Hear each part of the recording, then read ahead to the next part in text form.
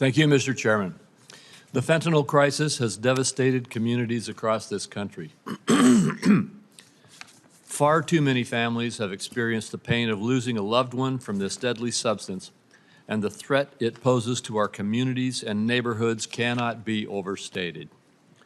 In Idaho, overdose deaths involving fentanyl increased nearly 14-fold between 2017 and 2022, an alarming statistic.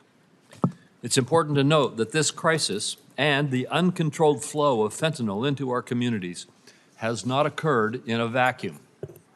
In the last 2 decades, we saw an unprecedented increase in the use of prescription opioids, causing overdose deaths to rise dramatically. Congress took critical steps to authorize programs to reduce the use and supply of prescription opioids and to expand access to treatment for those who need it. In recent years, as prescription opioids have become harder to obtain, illicit fentanyl, a cheap, widely available, and potent drug, entered the drug supply, making overdoses even more unpredictable and deadly. According to the administrator of the Drug Enforcement Agency, fentanyl is the deadliest drug threat our nation has ever faced. While this hearing is focused on the prevention and treatment, we cannot ignore fentanyl's alarming supply chain. It is well documented that China is a primary source of fentanyl precursors and analogs. And I joined several of my colleagues on both sides of the aisle in pressing China on its role in the fentanyl crisis on a trip to that region late last year.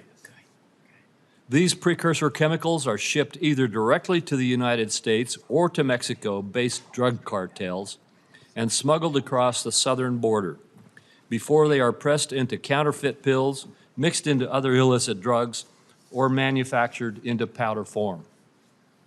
Any conversation about illicit fentanyl must acknowledge the role of this administration's porous border policies, which have given drug cartels easy access to our neighborhoods and communities.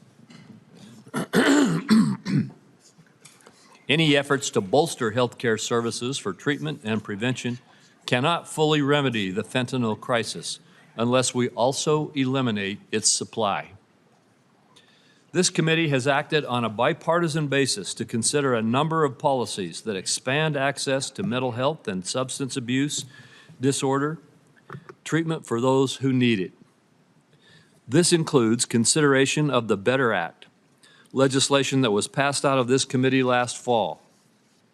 A number of policies included in the Better Act were recently signed into law, including permanent Medicaid coverage for medication-assisted treatment, expanded access to residential substance use disorder treatment, and treatment for Medicaid patients, and guidance to states to improve the availability of substance use disorder services for those enrolled in Medicaid and CHIP.